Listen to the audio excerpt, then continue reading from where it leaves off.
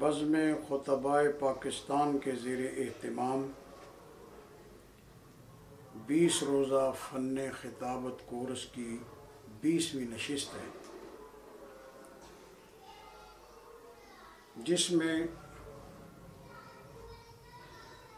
मुझे अपनी ज़िंदगी के तजर्बात बसिलसिला फ़न खिताबत पर कुछ कहने की दावत दी गई है और मेरी एक निस्बत ख़तीब पाकिस्तान शहनशाह खिताबत हज़रत मौलाना मोहम्मद ज़ियाउल क़ासिमी नव्वरल्लाहु मरक़दहू के साथ भी है। इस निस्बत से भी मुझे पजीराई नसीब होती है। फ़न खिताबत, इस पर बहुत कुछ लिखा गया है, बुक्स मौजूद हैं और ये फ़न खिताबत नबुव्वत का हिस्सा है। और अगर ये कहा जाए कि नबुव्वत का तमाम तर मवाद खिताबत के अंदाज में ही मुंतकिल हुआ तो शायद, क्योंकि तहरीरी मवाद बहुत कम था, पैगंबरों की सारी ज़िंदगी वो बज़रिया तकरीर ही आगे मुंतकिल हुई है। और फिर किताबें कुल 4 हैं, चंद सहीफ़े हैं, तो 1,24,000 अम्बिया अलैहिमुस्सलातु वस्सलाम और 4 कुतुब की निस्बत आप ख़ुद निकाल लें कितनी होती है। तहरीरी मवाद सिर्फ मुख्तसर है। अम्बिया अलैहिमुस्सलातु वस्सलाम की अब पूरी सीरत तय्यबा, उनकी लाइफ, ज़िंदगी, इसमें बहुत सारे उसूल मौजूद हैं। तो ये बहुत वसी मौजू है, इतना छोटा और मुख्तसर मौजू नहीं, लेकिन मैं इसमें सिर्फ तजर्बात ही मुंतकिल करने की कोशिश करूँगा। एक पहला सादा सा बिल्कुल सिंपल चीज़ है, पहला नुक्ता कि फ़न खिताबत में नहीं बल्कि हर चीज़ में ही सबसे पहले मटीरियल होता है। हमारा मटीरियल कुतुब के मुताले से आएगा, तो वो कुतुब के मुताले से मटीरियल इकट्ठा करना है। फिर दूसरा नंबर आता है अकेला मटीरियल, ईंटें पड़ी हैं, रेता पड़ा है, रेत पड़ा है, सीमेंट पड़ा है, लेकिन इसको जोड़ेंगे तो इमारत बनेगी। तो उस मटीरियल को फिर हमने तरतीब देना है। उस तरतीब में ही असल कमाल है। आपने सबसे पहले कौन सी चीज़ पेश करनी है, फिर आपने कौन सी चीज़ पेश करनी है, फिर आपने कौन सी चीज़ पेश करनी है। जब आपने तरतीब लगा ली, अब इस तरतीब के बाद फिर उसको बयान करना, पेश करना। आपने कुरान पाक की आयत कैसे पढ़नी है, आपने शेर कैसे पढ़ना है, आपने अगर लतीफ़ा कहीं सेटिंग में दिया हुआ है तो वो कहाँ पेश करना है, आपने इख्तिताम कहाँ करना है। अगर आपने इख्तिताम उस चीज़ पर किया जो आगाज़ में होनी चाहिए, आपकी सारी तकरीर का लुब्ब-ए-लुबाब ख़त्म हो गया, क्योंकि वहाँ तो रिज़ल्ट होना है। तो इसलिए आखिर में आपका पूरा तकरीर का बयान का लुब्ब-ए-लुबाब और ख़ुलासा होता है, और वो 2 लफ्ज़ी अंदाज़ हो, वाक़या हो, शेर हो, कोई चीज़ हो, मकसूद उसका निचोड़ होना चाहिए। फिर इसके बाद अंदाज़े खिताबत है। आपने, जिसको बॉडी लैंग्वेज भी कहते हैं, आपने हाथ कैसे मारना है। हम जो वारिसाने अंबिया कहलाते हैं, बनते तो वो हैं जो फिर उस लैंड पे जाते हैं, कहलाने से कुछ नहीं होता। इसलिए हक़ाइक़ तब बनते हैं जब इंसान उसी लैंड पे होता है।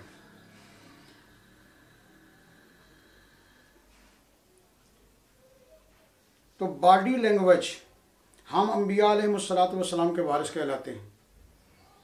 हमारी कव्वालों की तरह नहीं होनी चाहिए, नाचने गाने वालों की तरह नहीं होनी चाहिए।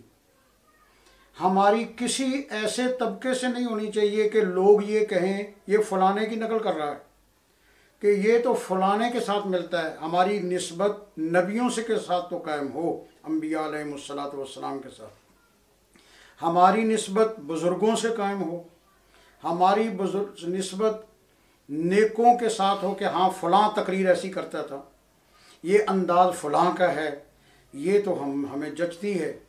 लेकिन हमारी मिसाल दी जाए किसी गवैये के साथ, किसी नाचने वाले के साथ, किसी अदाकार के साथ, किसी कव्वाल के साथ, ये हमें इससे बहुत लिहाज रखना चाहिए। हमारी निस्बतें नेकों के साथ होनी चाहिए। इसलिए बॉडी लैंग्वेज का ख़ास ख्याल रखना है, गुफ्तगू का, अंदाज का, आँखों के इशारों का, हाथ के हिलाने का, बैठने का, खड़े होने का, ये बहुत चीज़ें बासलीका होनी चाहिए। उसके बाद फिर अगला नंबर आ जाता है कि ये सारा कुछ जो पेश किया गया है, एक तो ये है कि अदाकारों की तरह पेश किया, याद किया, ख़त्म, बस काम ख़त्म हुआ। एक ये है कि नहीं, जो इसका असल मकसद है कि अल्लाह तबारक व तआला इन लोगों को हिदायत नसीब कर दें, इनको कोई बात समझ आ जाए, ये यहाँ से उठें, इनके जहन में कोई ना कोई बात ऐसी हो जो यहाँ से लेकर जाएं और वो अम्बिया अलैहिमुस्सलातु वस्सलाम के नक्श कदम पर चली जाए। तो ये अगर मकसद जो है ये कैसे पूरा होगा? ये मकसद पूरा होगा इंसान के अंदर के खुलूस, जज्बा, लगन, तड़प और तवज्जो इल्लाह के साथ। इसके बगैर नहीं होगा। इसके बगैर वो तकरीर खोखली और फोखली सी तकरीर होगी, जिसका ये तो सुनकर होगा कि माशा बहुत खूबसूरत बयान हुआ, लेकिन क्या तबीयतों को बदल सका? नहीं, तबीयतें नहीं बदलेंगी। दिल से बात जो निकलती है असर रखती है। अगर दिल से निकलेगी, खुलूस से निकलेगी तो असर होगा। और फिर इसमें जो सबसे बड़ी बात है, अत्तार हो, रूमी हो, राजी हो, ग़ज़ाली हो, कुछ हाथ नहीं आता बे आहे सहरगाही। अगर इंसान का अपना ताल्लुक़ इल्लाह कमज़ोर है तो ये लोगों को अल्लाह से कैसे जोड़ सकेगा? इसका तो अपना ही ताल्लुक़ कमज़ोर है। कोई कनेक्शन मखलूक का खालिद से वो लगा सकेगा जिसका अपना कनेक्शन है। अगर अपना ही कनेक्शन नहीं अल्लाह तबारक व तआला से, तो वो दूसरों का कनेक्शन कैसे जोड़ सकेगा? इसलिए आहे सहरगाही की ज़रूरत है। और ये जितने हमारे अकाबर थे पहले, इन अकाबर में खुतबा हज़रात में सैयद अताउल्लाह शाह बुखारी रहमतुल्लाह अलैह मशहूर व मारूफ हैं। ये तहज्जुद गुज़ार थे, शब ज़िंदादार थे, साहिब ज़िक्र व अज़कार थे। तो इसलिए ये हज़रात जितने थे पहले, तो इनके खिताबत में, खिताबत के साथ तवज्जो इल्लाह और अल्लाह तबारक व तआला की जो मोहब्बत की रोशनी होती थी वो इसमें शामिल होती थी। फिर उसके असरात मुरतब होते थे। लोग पल्ला झाड़कर नहीं चले जाते थे। हमें आज भी अगर कोई बूढ़ा मिल जाता है तो वो आज भी उन अकाबिर की बातें हमें सुनाता है। जबकि अब हाल ये है कि अगर हम ये पूछें कि कल मैंने क्या बयान किया था सुबह, तो हो सकता है इसका जवाब देने वाला कोई भी ना हो। तो क्योंकि हाल इस तरह के नौबत यहाँ तक पहुँच चुकी है। तो इसलिए इसमें ताल्लुक़ में अल्लाह और आहे सहरगाही बहुत बड़ा किरदार अदा करती है। ये तो वो चीज़ें हैं जो एज़ ए फ़न इसकी बुनियाद रखती हैं, ये बुनियादी चीज़ें हैं। उसके बाद कुछ ज़िंदगी के तजर्बात हैं, वो ये हैं कि कभी दूसरे की जगह पर बयान के लिए नहीं जाना चाहिए। बड़ा बुरे तजर्बे होते हैं। क्यों? सुनने वाले बैठे हैं मौलाना ज़ियाउल कासमी नव्वरल्लाहु मरकज़हू को सुनने के लिए, चला वहाँ किया गया है एहसानुल्लाह राशिदी। तो पहले तो जब ये ऐलान होता है कि अब आपके सामने ये आते हैं, क्योंकि बयान करवाने वाले जो होते हैं उनके यहाँ वो आखिरी खतीब होता है, सामीन के यहाँ वो आखिरी से पहला होता है, आखिर में मौलाना ज़ियाउल कासमी सामने आना होता है। उनको पता नहीं होता कि यही आखिरी है जो आपके सामने बैठ रहा है। तो इस वजह से वो उमूमन हैरान हो जाते हैं कि टाइम तो इतना हुआ लेकिन आखिरी खतीब साहब अभी तशरीफ़ नहीं लाए, यार इतना टाइम हो गया, वो पता नहीं कब आएंगे। फिर 6 में गोइयाँ शुरू हो जाती हैं, पता नहीं वो आए नहीं हैं, पता नहीं यही आखिरी है, पता नहीं इनके बाद बयान ही नहीं। और वो जो अंदर बातें हो रही होती हैं, चंद आदमी जो मखसूस होते हैं राजदारों के ज़रिए, वो बाहर भी लीक हो जाती हैं। जो ही लीक होती हैं वो ऐसी खबरें रोकना बड़ा मुश्किल होता है। बस वो तो कान पड़ी बात है, तूफ़ान की तरह फैलती, बस वो जो ही फैलती है। वो नहीं आए तो बददिली फैलती है, लोग उठकर जाना शुरू हो जाते हैं, गालियाँ देना शुरू हो जाते हैं। अब सामीन कम होते हैं, तज्जिया कार ज़्यादा होते हैं।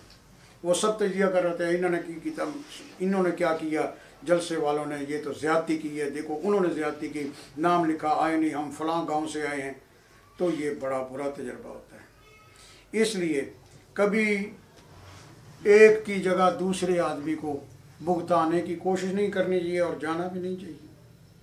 फिर कुछ तजर्बात मैंने बुज़ुर्गों से लिए हैं।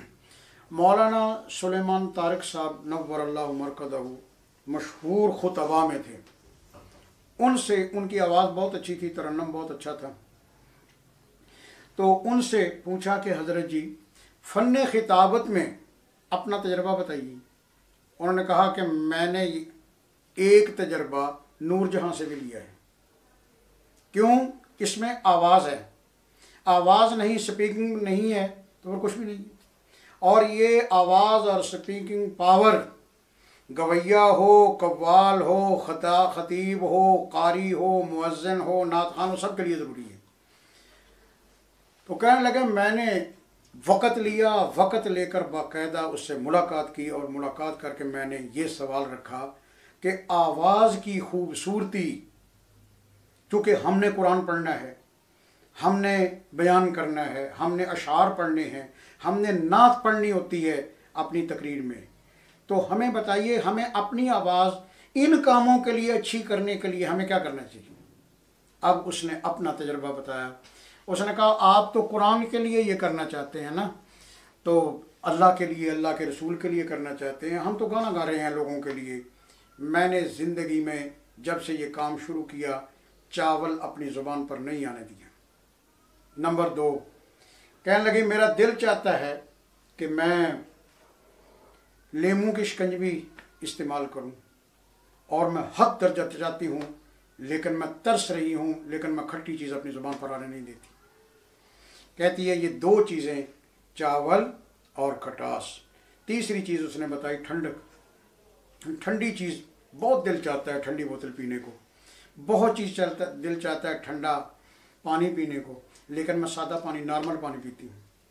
उन्होंने फरमाया कि ये दुनिया के गाने वाले ये आदमी अपने फ़न के लिए कुर्बानी दे रहा है और हमने ये कुर्बानी अल्लाह के कुरान के लिए देनी है, हमने अपनी तबलीग के लिए देनी है, हमने अपने वाज़ो नसीहत के लिए देनी है।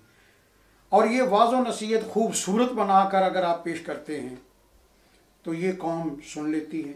वरना मुझसे बड़े शेखुल हदीस को लोग कहते हैं यार इनको पीछे करो और फलाने आदमी को लगाओ। और ये तजर्बा है ज़िंदगी में कि हम इकट्ठे हुए, मैं कई दफ़ा अकाबर के साथ इकट्ठा हुआ हूँ, शेखुल हदीस हजरात के साथ इकट्ठा हुआ हूँ, और लोग कह रहे होते थे कि यार इसको लगाओ, इसको लगाओ। हालांकि मैं उनकी गर्द राह भी नहीं होता था, और ये पक्की बात है, उनके पाँव की खाक का मुकाबला भी मुश्किल है। मुझे तो सारा फैज़ ही, इल्म ही उनसे हासिल हुआ। तो इसलिए मुझे बाकायदा तौर पर एक दफ़ा मौलाना शेखुल हदीस नज़ीर अहमद साहब नव्वरल्लाहु मरकदहू ने 2 लफ्ज़ मुझे कहे हैं, तो वो मुझे अब तक याद है और मेरे ज़हन पर, दिल पर सबत है। एक तो उन्होंने मुझे गाड़ी में बैठे हुए फरमाया कि राशिदी साहब मुझे आपसे मोहब्बत है, मैं आपको बता रहा हूँ। और ये पक्की बात है कि मैं अब भी वो याद करता हूँ तो उस लफ्ज़ के असरात मुझे अब भी महसूस होते हैं। और फिर उन्होंने कहा, आका अलैहिस्सलातु वस्सलाम की हदीस मुबारक है कि जिससे मोहब्बत हो उसको बता देना चाहिए। मैं तुम्हें इसलिए बता रहा हूँ कि मुझे आपसे मोहब्बत है। दूसरी बात उन्होंने फरमाई वापसी पर गाड़ी में, कहने लगे अल्लाह ने आपको ज़ुबान दी है, हमारी बातें तो लोग दिलचस्पी से सुनते कम हैं, हमारा अंदाज वो नहीं होता। अल्लाह ने आपको ज़ुबान दी है, इस ज़ुबान को अल्लाह के दीन के लिए इस्तेमाल करो। बहुत बड़ी बात कही। ये मुझे सबक दिया उन्होंने ज़िंदगी का कि फ़न खिताबत एज़ ए फ़न खिताबत नहीं होना चाहिए, फ़न खिताबत एज़ ए तबलीग दीन होना चाहिए। कोई भी मौजू हो, कोई भी मजमून हो, लेकिन उसका एक मकसद होना चाहिए और उससे लोगों को कुछ ना कुछ सीखना चाहिए। हज़रत मौलाना मेरे शेख भी हैं, मेरे मुरब्बी भी हैं। मेरी ज़िंदगी का एक बहुत बड़ा हिस्सा जो बातहज़ीब बातरबियत कहा जा सके, उसका बहुत बड़ा हिस्सा हज़रत मौलाना फ़ज़ल अमीन साहब नव्वरल्लाहु मरक़दा उनका, और उसके साथ हज़रत मौलाना ज़ियाउल क़ासिमी नव्वरल्लाहु मरक़दा। बाकी हज़रात के भी इसमें कुछ ना कुछ हिस्से हैं। तो मैं अक्सर उनसे बातें पूछता था, फ़न खिताबत के बारे में भी और घरेलू भी, समाजी भी, माशरती भी, कि हज़रत शादियाँ कैसे करनी चाहिए, शादियों में क्या होना चाहिए, क्या सोच होनी चाहिए, फ़लाने काम में क्या सोच होनी चाहिए। इस तरह का बहुत सारा मवाद मेरे जहन में ही है, तहरीरी नहीं है। तो उनमें मैंने उनसे मशवरे में पूछा। मैंने फैसलाबाद में जामे मस्जिद हमज़ा में 1983 अगस्त के अंदर मैंने ये मस्जिद ज्वाइन की थी। ये ज़रा जाकर तो मैंने ये ज्वाइन की थी। तो 1983 से अब 2020 आ गया है, तो ये तकरीबन 37-38 साल हो गए। तो इस 37 साल में जब मैं वहाँ आया तो मैं बिल्कुल यंग था, नौजवान था, कोई तजर्बा ना था, कोई मुझे ज़्यादा इस शोबे की मालूमात नहीं थी। मैं नौ वारिद था, और नौ वारिद एक पतंग की तरह होता है, हवा के साथ चलता है।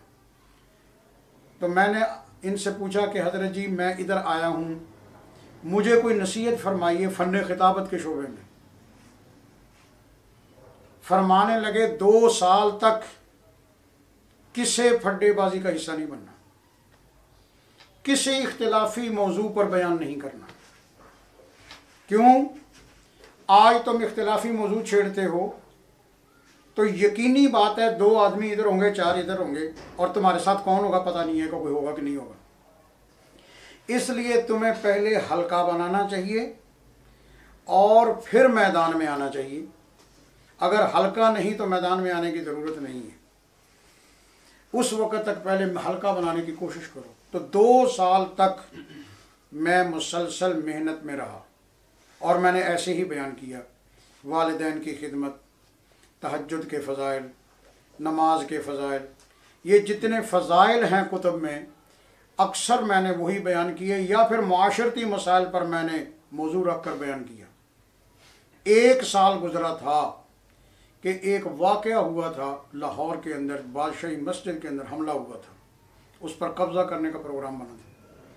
वो एक ऐसा वाक़या था जिसमें इस मकतबा फ़िक्र से ताल्लुक़ रखने वाला कोई शख्स उसका दर्द महसूस किए बगैर नहीं रह सकता था। अब वो इजहार करता है, नहीं करता, कोई शिद्दत से इजहार कर रहा था, कोई दरमियाना इजहार कर रहा था, कोई हाथ से भी इजहार कर रहा था, कोई सिर्फ गुफ्तगू में इजहार कर रहा था, कोई बेचारा दुआओं में इजहार कर रहा था। अपना अपना एक अंदाज़ था। तो मैं भी मुतासरीन में से था, तो इसलिए मैंने भी कुछ कह दिया। चुनाचे उस कहने पर वो हो गया जो डर होता था और जो मुझे समझाया गया था। चुनाचे मुझे ख़त आने शुरू हो गए जिसमें धमकियाँ होती थी मुझे अहले इलाका की तरफ से धमकियाँ मिली। मेरे वो इंतज़ामिया के लोग हज़रत कासमी साहब नव्वर अल्लाह मरकज़ों की खिदमत में पेश हो गए कि हमारा तो ये हाल हो गया है। तो उन्होंने फिर तसल्ली देकर, क्योंकि बड़े थे और ये उनका बड़ापन था कि किसी जगह का कोई शख्स भी आ जाता और बात दीन की होती तो बग़ैर किसी डर और खौफ के, बग़ैर किसी ताल्लुक़ और लिहाज के मौलाना उसके सरपरस्त होते थे। ये एक वाहिद उनके अंदर सिर्फ था। वरना हमने देखे हैं, हमारा तजर्बा है, किसी के पास जाते हैं वो समझते हैं ये मेरी जमात का नहीं है, किसी के पास जाते हैं वो समझते हैं कि इनका मेरे से कोई ख़ास ताल्लुक़ रबत नहीं है। लेकिन उनके पास जो आया, जब आया, जहाँ से आया, उन्होंने आकर मसला रखा, उन्होंने रहनुमाई की और सरपरस्ती की कि घबराओ नहीं, मैं इंशाअल्लाह वहाँ आऊँगा, घबराओ नहीं, मैं ये करूँगा, मैं वो करूँगा। चुनाचे इस उनके मशवरे में 2 साल की मुद्दत थी कि 2 साल तुमने फ़ज़ाइल बयान करने हैं और किसी भी इख्तलाफी मसले पर कलाम नहीं करना। तो मैंने उस लिमिट को 1 साल कम किया था, उसका रिज़ल्ट मैंने भुगता है।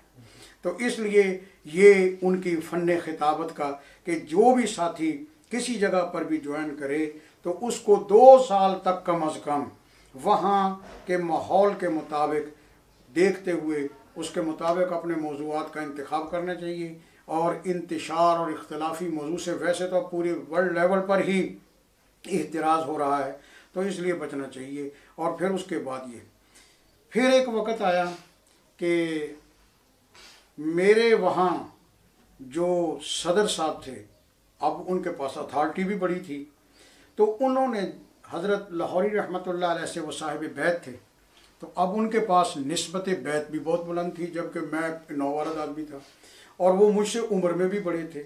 इस लिहाज से उनको एक अथॉरिटी थी, क्या वो दरमियान में बोलते थे, यानी मैं बयान करता रहा होता था दर्स में, जुमे में, और वो दरमियान में ही मेरी इस्लाह करते थे, नहीं नहीं ये गलत है तुम्हारी बात, ये तुम्हारी बात गलत है। अब बताइए खतीब बयान कर रहा हो और उसको बुलंद आवाज़ से कहा जाए गलत बयान कर रहे हो, क्या तकरीर रही, क्या खिताबत रही, क्या बयान रहा। और मेरे साथ ये बात होती रही। तकरीबन 1 साल तो मैंने बर्दाश्त किया। 1 साल के बाद मेरी कुव्वत बर्दाश्त जवाब दे गई। मैंने उनसे कहा, अर्ज़ किया, मैंने कहा हज़रत जी मुझे कोई मस्जिद और ढूंढ दें। कहने लगे क्यों? मैंने फिर उनके सामने अपनी बात रखी। मैंने कहा जी 1 साल हो गया है और मेरे साथ रोज़ाना हर दर्स में होता है, शाज़ व नादर है कि कोई दर्स ऐसा हो जिसमें ऐसा ना हो।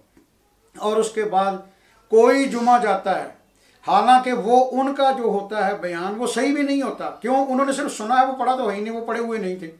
इसलिए उन्होंने या जमात के साथियों से सुना है, या सैयद अताउल्लाह शाह बुखारी रहमतुल्लाह अलैह के बयानात सुने हैं, हज़रत लाहौरी रहमतुल्लाह अलैह के बयानात सुने हैं, अकाबर के बयानात सुने हैं। उनमें कहीं वो मिसिंग भी हो जाती है, उनसे भूल जाता है, हम भूल जाते हैं, तो वो मिसिंग भी हो जाती है। तो वो अब जो उनके जहन में है वो समझते हैं कुरान और सुन्नत यही है, तो इसलिए वो कहते हैं तुम गलत बयान कर रहे हो, हालांकि मैं बिल्कुल सही बयान कर रहा होता हूँ। तो अब असल बात यह है कि लोगों पर में मेरी कोई वक़्त नहीं है, मेरी कोई अहमियत नहीं है कि ये कोई आलिम है, मुस्तनद है। क्यों? जब उसको जुमे के अंदर कहा जाएगा तो ये नहीं तुम गलत बयान कर रहे हो, तो क्या रिजल्ट है? तो मौलाना ने मेरी तरबियत और इस्लाह करते हुए फ़न खिताबत के एतबार से उन्होंने फरमाया कि तुमने जामिया कासमिया में कितना पढ़ा? मैंने कहा जी 3 या 4 साल हिफ़्ज़ के समझ लो और 7 साल फाज़िल दरस निज़ामी के मौकूफ़न तक, तो ये तकरीबन 7 3 10 साल के हो गया। उसके बाद 1 साल मेरा जामिया अशरफिया में है, वहाँ से मैंने दौरा हदीस करके फाजिल हुआ हूँ। तो जामिया अशरफिया में वहाँ से फ़ारिग होकर तो मैंने अब ये 11 साल तकरीबन हो चुके हैं मेरे। तो कहने लगे 11 साल तेरे मदरसे के हैं, मदरसे वाले ने तुझे क्या किया? पढ़ाया। ये क्या है? काल रसूल, कुरान पाक, दूसरी फ़िक़्ह, ये तुम्हें पढ़ाई है। अब तुम मैदान में हो, अब तुम्हारी ट्रेनिंग हो रही है। जब ट्रेनिंग हो रही है तो तरबियत तुमने कहाँ से ली? अब तुम्हारी तरबियत हमजा मस्जिद में हो रही है। इसलिए यूँ समझो 11 साल तेरी तालीम के हैं और 2 साल तेरी तरबियत के हैं। इसलिए तरबियत। और फिर ये कहा, याद रखो तुम्हारी इस्लाह हो जाएगी और इस इस्लाह के बाद तुम्हारी इस्लाह की ज़रूरत नहीं रहेगी। एक बात। दूसरी ये है कि तुम्हारी इस्लाह होते होते जब इस्लाह तुम्हारी मुकम्मल हो गई और वो देखना कि वो यहाँ होंगे, नहीं बोलेंगे, क्यों, उनके पास बोलने के लिए कोई चीज़ ही नहीं होगी, क्यों, तुम्हारी इस्लाह हो चुकी है। इसलिए ये नहीं है कि वो बोलना बंद हो गए हैं, नहीं, तुम्हारी इस्लाह मुकम्मल हो चुकी है। और वाकई उनका तजर्बा 100% ऐसा ही हुआ कि वो मौजूद रहे और ख़ामोशी छा गई, वो मौजूद रहे, बल्कि उन्होंने साबका पर माजरत भी की और बार बार मुझसे माजरत की। तो इसलिए अगर मसाजिद में ऐसा माहौल सामने आता है कि कोई साथी है, कोई बुज़ुर्ग है और वो इस तरह तनकीद करते हैं, इसको हम तनकीद समझते हैं, लेकिन फ़न खिताबत के एतबार से ये तनकीद नहीं है, ये इस्लाह है। तो इसलिए इसको इस्लाही तौर पर कबूल करना चाहिए और सोचना चाहिए। मसलन मेरा एक अंदाज़ था, क्या मैं कहता था हज़रत अबू बकर आ गए, अबू बकर आया तो उन्हें इदा किया, तो हमारे हाजी साहब क्या कहते, हज़रत अबू बकर सिद्दीक रज़ी अल्लाह तआला अन्हु। अब ये वाकई उनकी बात ठीक थी, मेरा अंदाज़ गलत था, क्यों, मुझे उनका नाम अदब से ही लेना चाहिए था, लेकिन मेरी जहन में नहीं था, पता मुझे था, लेकिन तरबियती इतिबार से ये मेरी खामी थी, मेरी कमी थी। उन्होंने भी इसी तरह, मैं कहता आका आ गए, लेकिन उन्होंने फ़ौरन कहना हज़रत मोहम्मद सल्लल्लाहु अलैहि वसल्लम। ये मेरी इस्लाहात उस ज़माने में हुई हैं और ये उनके ज़रिए हुई हैं। तो इसलिए ये इस्लाहात को देखना चाहिए, कबूल करना चाहिए। और मैं तो अब इससे भी एक लफ्ज़ आगे जाता हूँ, मैं कहता हूँ अब जो वक़्त जिसमें हम गुज़र रहे हैं, तो इसके अंदर ये जो मौजूदा हालात हैं, इनमें बात करने से पहले 10 मरतबा सोचना चाहिए कि इस बात को बयान करना है, नहीं करना, और अगर करना है तो इसके लिए लफ्ज़ कौन से होने चाहिए। क्यों, कभी तो बात से ही काम ख़राब हो जाता है और आग लग जाती है, मस्जिदों को आग लग रही है, बाज़ारों को आग लग रही है, घरों को आग लग रही है, और हुआ किया है, मसला बयान हुआ है। हालांकि वही मसला अगर किसी दूसरे टाइम में बयान कर दिया जाता, मसला बयान भी हो जाना था और ये सारे सिस्टम से भी बचत हो सकती थी। नंबर 2, अगर उस लफ्ज़ को किसी दूसरे लफ्ज़ों से बयान किया जाए, मिसाल मैं आपको देता हूँ, एक आदमी आता है, वो हज़रत हुसैन रज़ी अल्लाह तआला अन्हु और यजीद के बारे में सवाल करता है, और हमारा जो आदमी है वो मालूमात के एतबार से जवाब तो सही दे रहा होता है, लेकिन अंदाज़ और मौका, वक्त का इंतखाब, इसमें फ़र्क हो जाता है, तो उससे आगे मसाइल पैदा हो जाते हैं। मेरे पास एक आदमी है, उसने कहा आप ये बताएं कि हुजूर पाक सल्लल्लाहु अलैहि वसल्लम के वालिद साहब जो थे, उनके ईमान के बारे में क्या। मैं कहता तौबा तौबा तौबा तौबा, मैं उनके ईमान के बारे में बात करूं, मैं नहीं कर सकता, मैं बहुत छोटा हूं, बुजुर्गों से रब्ता करें। इसलिए आप उनसे समझें वो क्या समझाना चाहते हैं, उनके बारे में क्या फरमाना चाहते हैं। तो इसलिए मौका महल को देखना चाहिए और देखकर कहने वाली बात को भी सोचना चाहिए, कहनी चाहिए कि नहीं कहनी चाहिए, और फिर कहने के बाद अगर कहनी ज़रूरी हो तो उसको अंदाज़ कौन सा देना चाहिए, उस अंदाज़ को अच्छे से अच्छे अंदाज़ के अंदर बयान करना चाहिए, ताकि ये। और आखिरी बात मैं करूँगा कि अब जो वक़्त है, अब लोगों के पास वक़्त इंतहाई कम है, और हो सकता है कि जब ये लॉकडाउन ख़त्म हो तो उसके बाद वक़्त लोगों का यही बन चुका हो कि मस्जिद में जाना नहीं, जाना तो फ़ौरन आ जाना है। तो इसलिए ये माहौल ही बन जाए, सारी ज़हन साजी हो जाए। तो इससे बचने के लिए हमें क्या चाहिए कि अब बुक्स मौजूद हैं, 5 मिनट का मदरसा, 2 मिनट का मदरसा, ये उनके नाम है बुक्स के, 1 मिनट का मदरसा, तो ये उनके नाम मौजूद हैं। तो ये ज़रूरी नहीं कि आप उन बुक्स से बयान करें, नहीं, हो सकता है कि वो बयान आपका उन बुक्स की वजह से तो वो के मुताबिक ही ना हो, वहाँ के जहन के मुताबिक ही ना, वो लोगों के जहन से बिल्कुल बुलंद बयान हो। तो इसलिए कोई ज़रूरी नहीं, लेकिन आप यूँ करें कि कोई भी बयान है सामने रखें, फिर सोचें इसको एक सदर में कैसे बयान किया जा सकता है, फिर सोचें एक लफ्ज़ से कैसे बयान किया जा सकता है जिसको हम आका अलैहिस्सलातु वस्सलाम की हदीस मुबारका के अल्फाज में जवामिउल कलिम कहते हैं।